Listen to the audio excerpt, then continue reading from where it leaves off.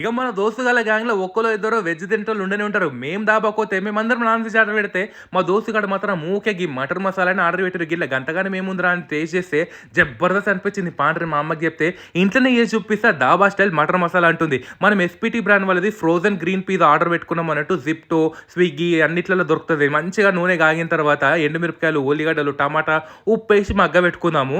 ఇది మగ్గిన తర్వాత చల్లగా అయిపోయిన తర్వాత మనం ఏం చేసుకోవాలి, మిక్సీలోకి తీసుకోవాలి. ఇందులో మనం నానబెట్టుకున్న కర్బూజా గింజలు కూడా వేసుకొని పేస్ట్ చేసుకోవాలి. నూనె బటర్ ఈక్వల్ క్వాంటిటీ తీసుకొని హోల్ గరం మసాలా, కసూరి మేతి, అల్లం ఎల్లిగడ్డ, కళ్యామాకు, కారము, పచ్చిమిరపకాయలు, ఆల్రెడీ కడిగి పెట్టుకున్న గ్రీన్ పీస్ కూడా వేసుకోవాలన్నాడు. చూస్తారు కదా అన్ని ఒక్క సైజులు ఎంత మంచిగా ఉన్నాయో. ఇవి చాలా మంచిగా ఉంటాయి. వల్ల ఉప్పు పసుపు వేసుకొని మగ్గ పెట్టుకుందాము. 2 నిమిషాలు మగ్గిన తర్వాత ఆల్రెడీ గ్రైండ్ చేసుకున్న పేస్ట్ ఉంది కదా, అది వేసేసుకొని ఇది కూడా గోలిన తర్వాత సరిపడా నీళ్ళు పోసుకొని మూత పెట్టి 3 నిమిషాలు ఉడకబెట్టిరు అనుకోని మీదికి బటర్ అంతా తేలుతుంది అన్నట్టు. లాస్ట్లో గరం మసాలా, కొత్తిమీర వేసుకుంటే మటర్ మసాలా అయితే రెడీ. గీపర్ కంపల్సరీ ట్రై చేయండి. వీళ్ళ దగ్గర ఫ్రోజన్ ఫుడ్స్ చాలా ఉంటాయి. కావాలంటే ఒక్కసారి పోతే మీకే అర్థమవుతుంది. డిస్క్రిప్షన్ డీటెయిల్స్ ఇస్తాను.